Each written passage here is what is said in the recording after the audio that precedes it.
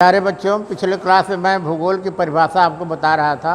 आज भूगोल का परिवर्तनशील स्वरूप।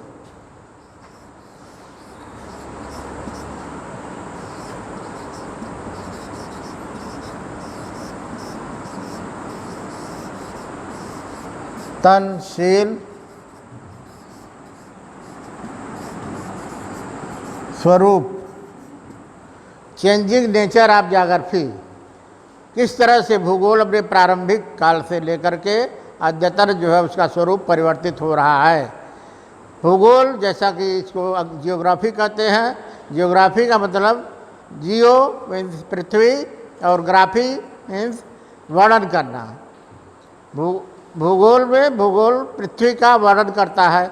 अब पृथ्वी के वर्णन में धरातल पर क्या चीज़ें हमें दिखाई देती हैं? मानव एक तो प्रमुख तत्व है, दूसरा प्रकृति प्रमुख तत्व है। और मानव और प्रकृति के अंतर संबंध से जो स्वरूप उभर रहा है, वह स्वरूप एक स्थान से दूसरे स्थान पर किस तरह से परिवर्तित हो रहा है। अंतर संबंध, कभी हम प्राकृतिक तत्वों की प्रमुखता देखते हैं, कहीं पर मानवीय तत्व प्रमुख हो जाता है। लेकिन केवल अंतर संबंध की ही बात नहीं करते हैं, बल्कि क्षेत्र की बात करते हैं, एरिया।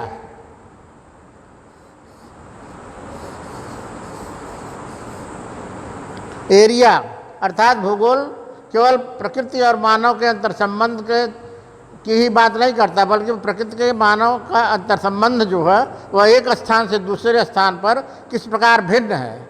और इसी संदर्भ में हार्टशोर ने 1939 में एक परिभाषा दी है कि geography is concern with accurate, orderly and rational.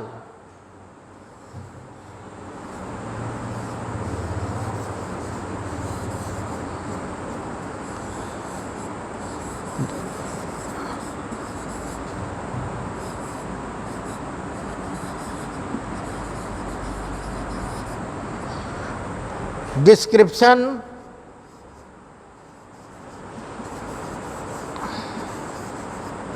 And interpretation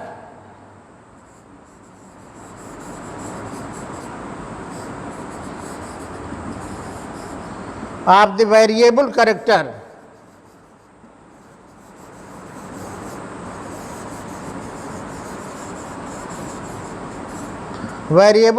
of the earth surface. Geography किससे संबंधित है? एक्यूरेट हमें अध्ययन करना है, जो भी हमें अध्ययन करना है वो ठीक ठीक करना है वो। और दूसरा ऑर्डरली करना है, व्यवस्थित रूप से करना है। और रेशनल, तार्किक रूप से करना है, ठीक से वर्णन कर रहा है, उसकी व्याख्या कर रहा है। किस चीज़ का? Variable character of the earth surface, अर्थात धरातल का जो विभिन्नतापूर्ण स्वरूप है, वह विभिन्नतापूर्ण स्वरूप किस तरह से एक स्थान से दूसरे स्थान पर पाया जाता है। क्योंकि आप जानते हैं कि विभिन्न भारत पूरे विश्व में जलवायु के क्षेत्र में तमाम अंतर है, मानव के जो कार्यकलाप हैं उसमें अंतर है। इस नाते दोनों का अंतर संबंध जो है वो भी परिवर्तनशील है, और भूगोल इसी परिवर्तनशील अंतर संबंध का अध्ययन करता है। ठीक है।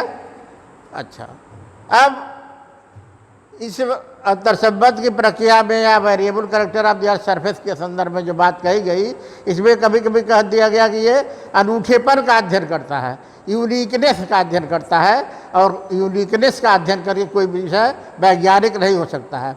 विषय को वैज्ञानिक बनने के लिए जनरलाइजेशन की आवश्यकता होती है। तो बाद में एक भूवैज्ञानिक संगठन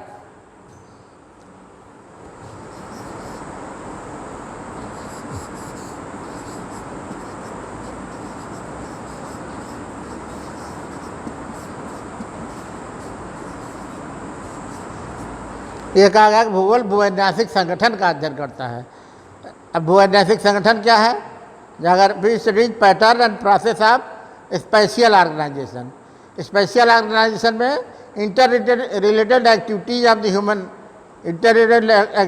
द ह्यूमन बिहेवियर, मानव की कार्यकलाप स्थिति किस प्रकार से परिवर्तित हो रही है।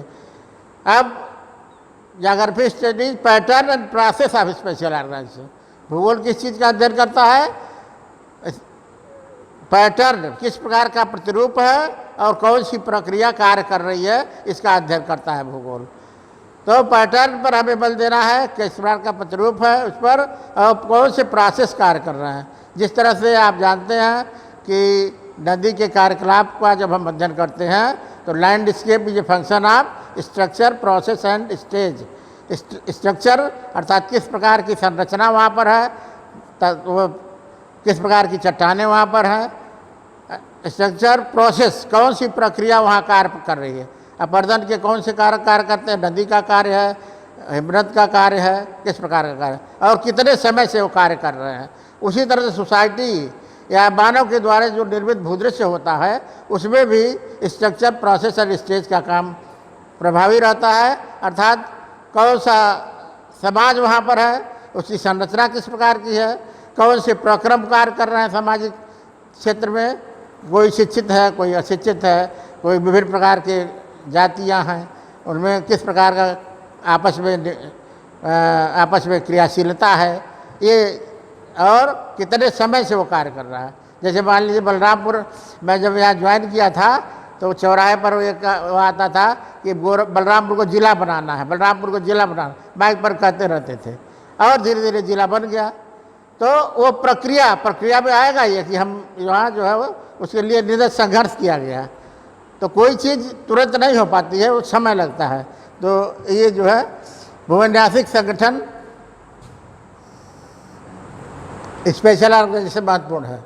अब भूविन्यासिक संगठन के लिए inter related locations of human activities, मानव कार्यकलाप की अंतर संबंधित स्थिति कार्य करती है कि कैसे मानवीय कार्यकलाप जो है वो आपस में एक दूसरे से क्रियाशील रहते हैं और कैसे वो जो है विभिन्न प्रकार के भूदृश्यों का निर्माण करते हैं।